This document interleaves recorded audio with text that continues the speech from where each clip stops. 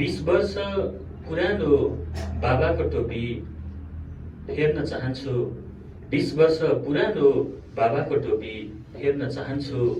नयाँ नयाँ साडी किनेर आमाले लगाएको हेर्न चाहन्छु। नयाँ नयाँ साडी किनेर आमाले लगाएको हेर्न चाहन्छु।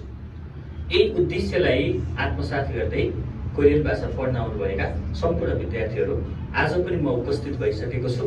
तपाईहरुकै कोरियन भाषा प्रशिक्षक जगेन्द्र पाण्डे। 안녕하세요। सदाका दिनमा जस्तै आफ्नो मेहनतलाई निरन्तर रूपमा अगाडि बढाउँदै आज पनि अर्को सफलता एग्रिकल्चरमा अर्को सफलता हासिल गर्न सफल हुनुभएको छ विनिशाजी। भनिन्छ नि कछुवा र खरायोको प्रतियोगितामा निरन्तर रूपमा बिस्तारै बिस्तारै बामे सर्दै सर्दै पनि अगाडि बढियो भने खरायो जस्तै सुरुमा नदौडे पनि कछुवाको तालमा निरन्तर अगाडि बढियो भने सफलता हासिल गर्न सकिन्छ। कतिपय साथीहरू कोर्स सकिसकेपछि पनि यतिकै घरमा बस्ने सकि त हाल्यो भन्ने गर्नुहुन्छ।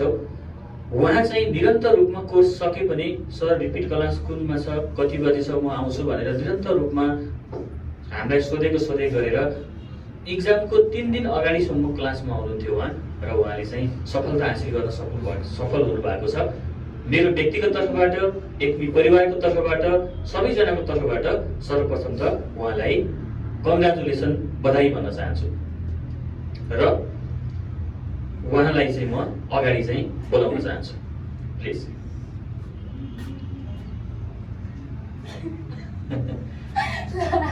आउनु के हो त लाज भन्नु पर्दैन। ल विनिशाजी, मेरो व्यक्तिगत तर्फबाट एकमी परिवारको तर्फबाट तपाईलाई धेरै धेरै बधाई छ र बाँकी तपाईको प्रक्रिया पनि सहज होस्, राम्रो होस्, स्किल टेस्टमा पास हुन सक्नु भएको होस्। धेरै धेरै शुभकामना छ। All the best.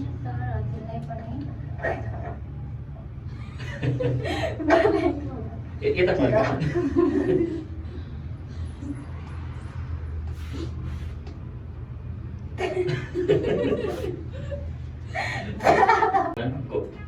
सुरुमा त हजुरलाई धन्यवाद सर। हजुरको मेहनतले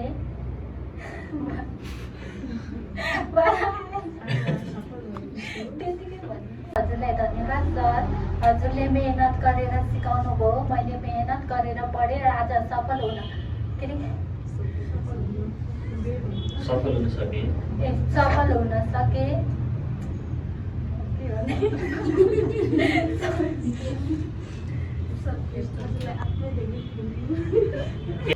अब तपाईँ एग्रिकल्चरमा 40 मा 40 मिलाउन सफल हुनु भएको छ। अब अझै पनि कति साथीहरू लगभग तपाईको 40% जति विद्यार्थी साथीहरू अझै पनि परीक्षा दिन बाँकी हुनुहुन्छ एग्रिकल्चरमै। उहाँहरूलाई चाहिँ तपाईँ के भन्न चाहनुहुन्छ? कसरी अध्ययन गर्दाखेरि चाहिँ यो सफलता हासिल गर्न सकिने रहेछ?